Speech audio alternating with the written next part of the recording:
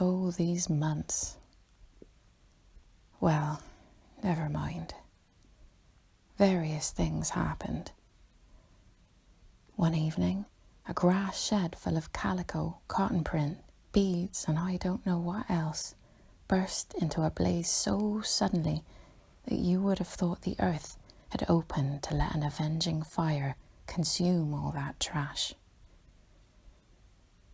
I was smoking my pipe quietly by my dismantled steamer and saw them all cutting capers in the light with their arms lifted high, when the stout man with the moustache came tearing down to the river, a tin pail in his hand, assuring me that everybody was behaving splendidly, dipped about a quart of water and tore it back again.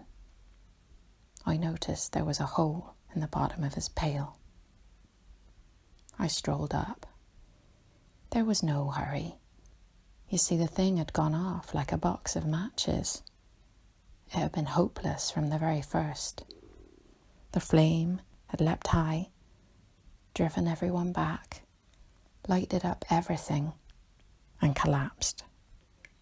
The shed was already a heap of embers glowing fiercely.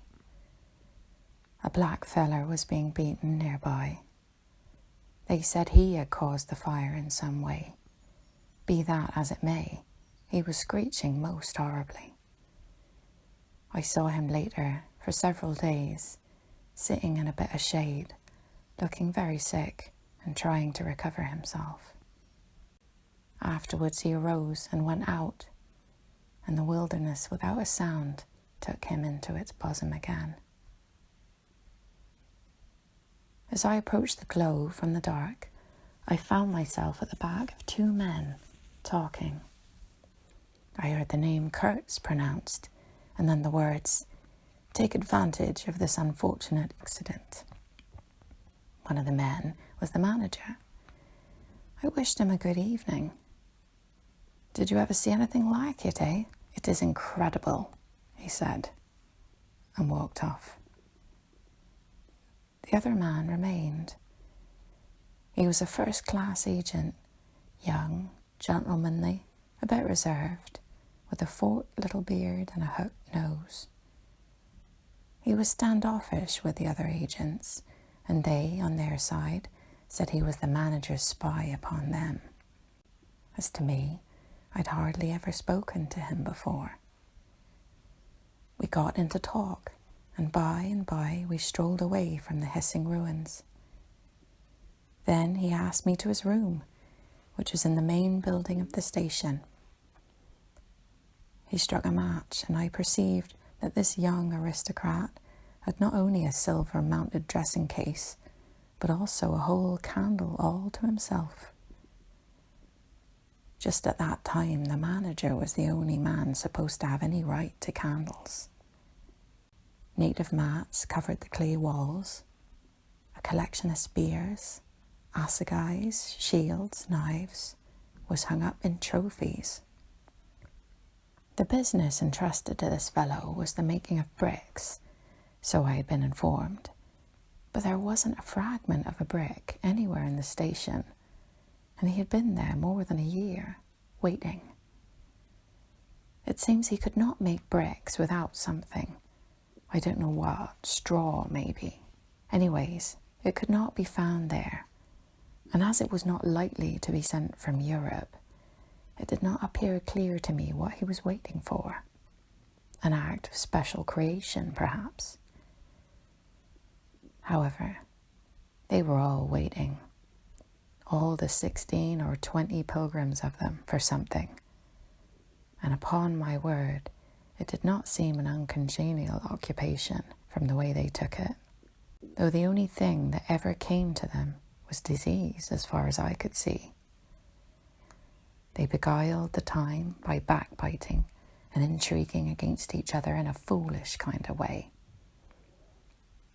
There was an air of plotting about that station, but nothing came of it, of course.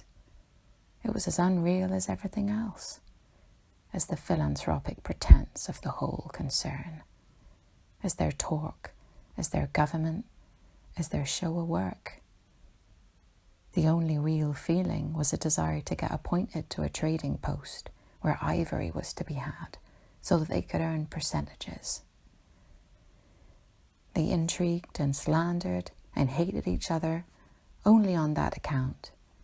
But as to effectually lifting a finger, oh no. By heavens, there is something after all in the world allowing one man to steal a horse while another must not look at a holder. Steal a horse straight out. Very well, he has done it. Perhaps he can ride. But there is a way of looking at a halter that would provoke the most charitable of saints into a kick. I had no idea why he wanted to be sociable, but as we chatted, in there it suddenly occurred to me the fellow was trying to get at something, in fact, pumping me. He alluded constantly to Europe, to the people I was supposed to know there, putting leading questions as to my acquaintances in that sepulchral city, and so on. His little eyes glittered like mica discs with curiosity, though he tried to keep up a bit of superciliousness. At first I was astonished, but very soon I became awfully curious to see what would find out from me. I couldn't possibly imagine what I had in me to make it worth his while. It was very pretty to see how he baffled himself, for in truth my body was full only of chills and my head had nothing in it but that wretched steamboat business.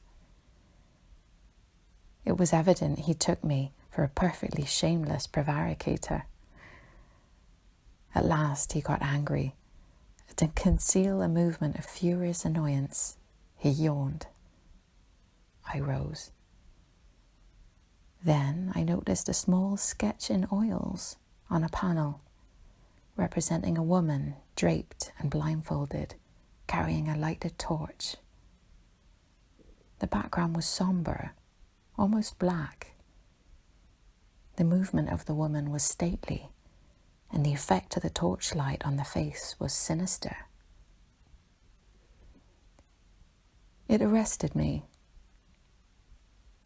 and he stood by civilly, holding the empty half-pint champagne bottle, medical comforts, with the candlestick in it. To my question, he said Mr. Kurtz had painted this in this very station more than a year ago, while waiting for means to go to his trading post. Tell me, pray, said I, who is this Mr. Kurtz? The chief of the inner station, he answered in a short tone, looking away. Much obliged, I said, laughing. And you are the brickmaker of the central station. Everyone knows that. He was silent for a while.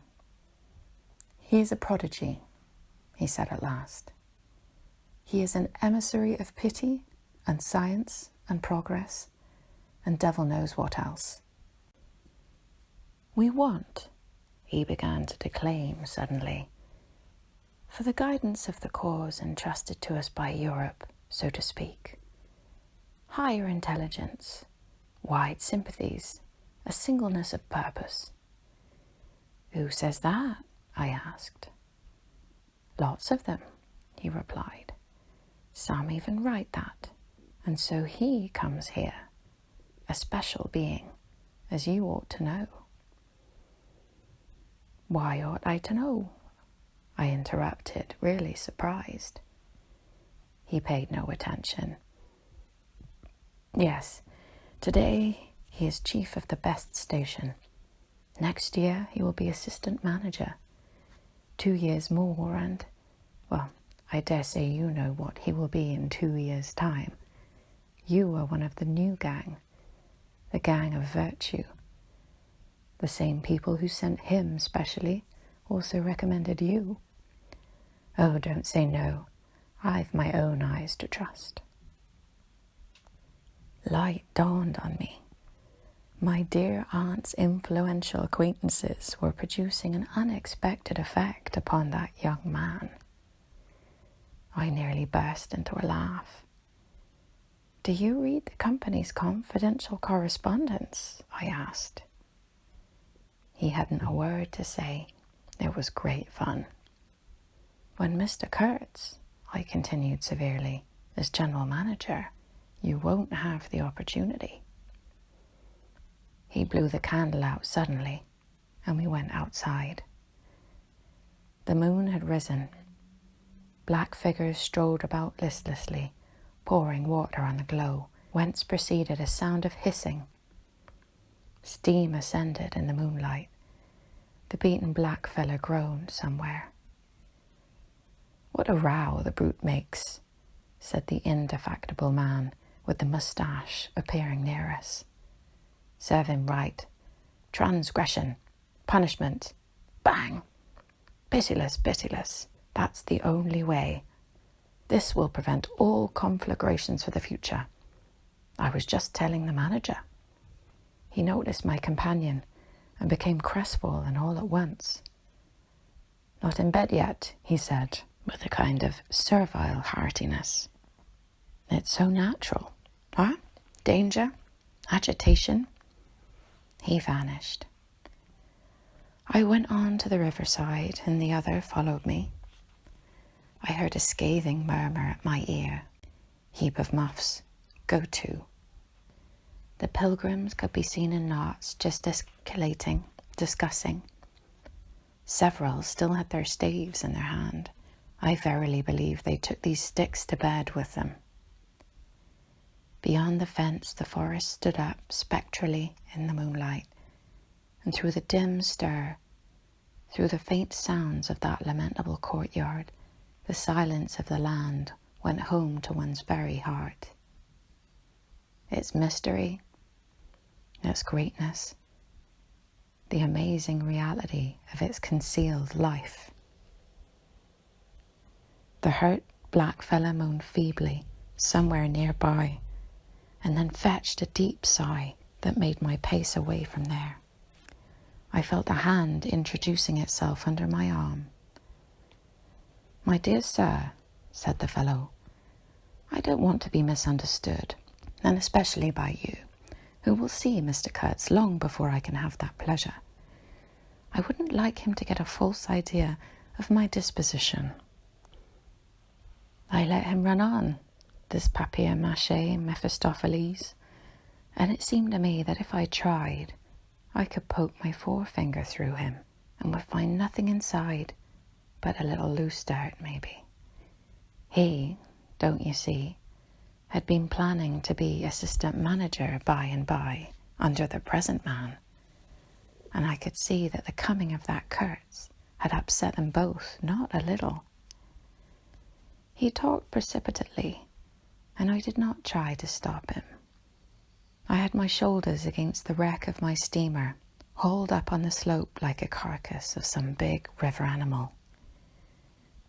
The smell of mud, of primeval mud, by Jove, was in my nostrils. The high stillness of the primeval forest was before my eyes. There were shiny patches on the black creek. The moon had spread over everything a thin layer of silver, over the rank grass, over the mud, upon the wall of matted vegetation standing higher than the wall of a temple. Over the great river I could see through a sombre gap, glittering as it flowed broadly by without a murmur. All this was great, expectant, mute, while the man jabbered about himself. I wondered whether the stillness on the face of the immensity looking at us too were meant as an appeal or as a menace. What were we who had strayed in here? Could we handle that dumb thing, or would it handle us? I felt how big, how confoundedly big was that thing that couldn't talk, and perhaps was deaf as well. What was in there? I could see a little ivory coming out from there, and I had heard Mr. Kurtz was in there. I had heard enough about it too, God knows. Yet somehow it didn't bring any image with it, no more than if I had been told an angel or a fiend was in there. I believed it in the same way one of you might believe there were inhabitants in the planet Mars.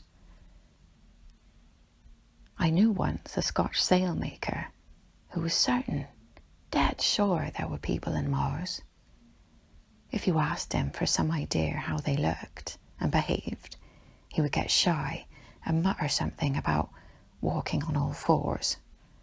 If he was much smiled, he would, though a man of 60, offer to fight you. I would not have gone so far as to fight for Kurtz, but I went for him near enough to a lie. You know I hate, detest, and can't bear a lie. Not because I am straighter than the rest of us, but simply because it appalls me. There is a taint of death, a flavour of mortality in lies, which is exactly what I hate and detest in the world, what I want to forget. It makes me miserable and sick, like biting something rotten would do. Well, I went near enough to it by letting the young fool there believe anything he liked to imagine as to my influence in Europe. I became in an instant as much of a pretence as the rest of the bewitched pilgrims. This is simply because I had a notion it somehow would be of help to that Kurtz, whom at the time I did not see, you understand. He was just a word for me. I did not see the man in the name any more than you do. Do you see him? Do you see the story? Do you see anything?